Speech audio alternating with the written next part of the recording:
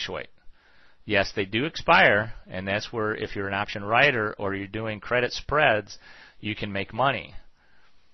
But what most people don't realize is that not only do options expire, but they also fluctuate.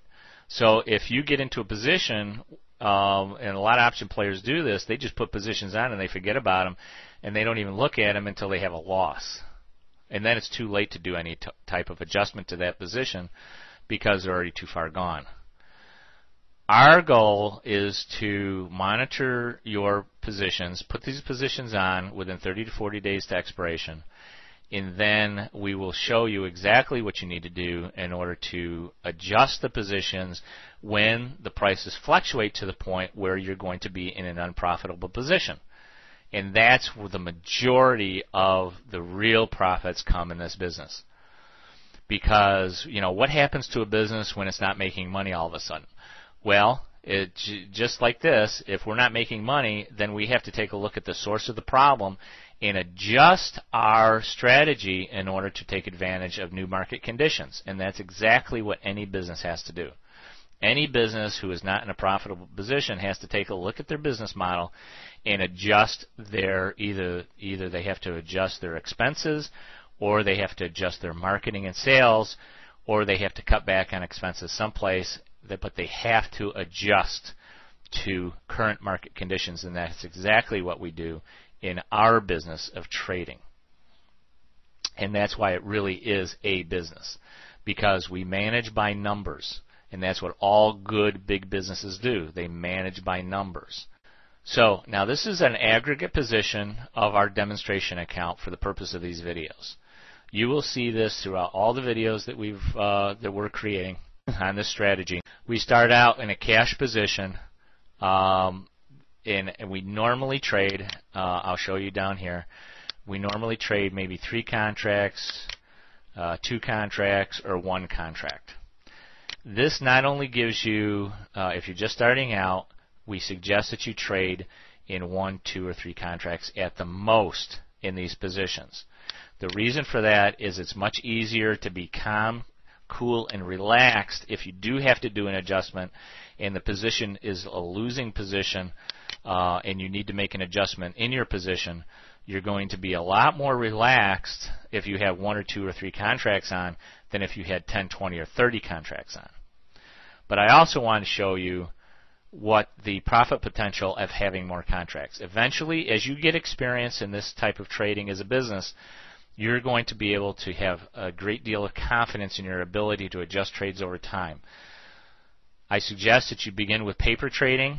Now, the Thinkorswim platform has a paper trading account that you can set up for free. It looks identical to this. The only thing that is different is if you look up in this top left-hand corner, this is a live trading account. It has a red symbol here with the Thinkorswim symbol and logo. If you have a paper trading account open, this is a green symbol. But the platform is absolutely identical. Everything is exactly the same. You can enter trades, you can adjust trades, you can look at charts, you can monitor your account. You can do everything that you can in a paper trading account with Thinkorswim as you can in this account. Take a look down here in the right-hand corner. In order for us, this is an aggregate graph, a picture, and you're going to find that these pictures are extremely important for us to monitor our trades. This is an aggregate position of our entire portfolio of the 4 positions that we have in the diamonds, the EEM, the IWM, and the SPY positions. This is what they all look like. If we were to monitor individual positions, for example, if we wanted to open our IWM position, all we'd have to do is enter the symbol in there, and you can see that the graph looks almost identical because we are still in all of our positions in a portfolio basis.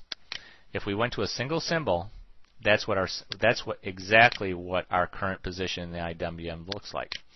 We are not in the center of this position. We're just a little bit off to the left, but I think we have upside potential, so we're going to maintain this position.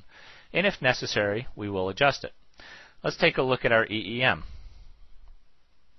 Our EEM position, on the other hand, is looking very, very good. we are exactly in the center of our position, exactly where we really want to be. In our SPY position, this is an iron condor. We're exactly in the center of this position. Now, a few days ago, we actually had to adjust this position. It would have taken a loss on this position because it came very close to our break-even in a large market move. But in our case, we actually made money. And I'll show you how that happened in the adjustment CD. Also, we're going to go, let's take a look at our diamond position.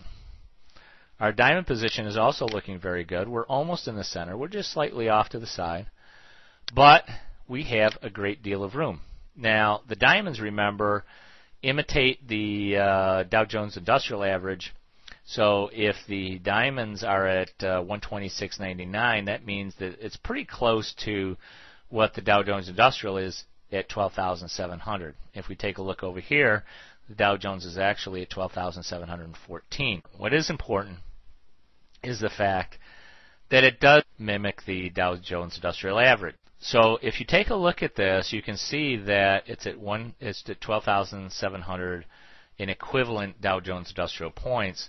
We have a downside break-even point of 12,300 or so, which is a 400-point move in the Dow Jones Industrial, and we have an upside break-even of 13,270.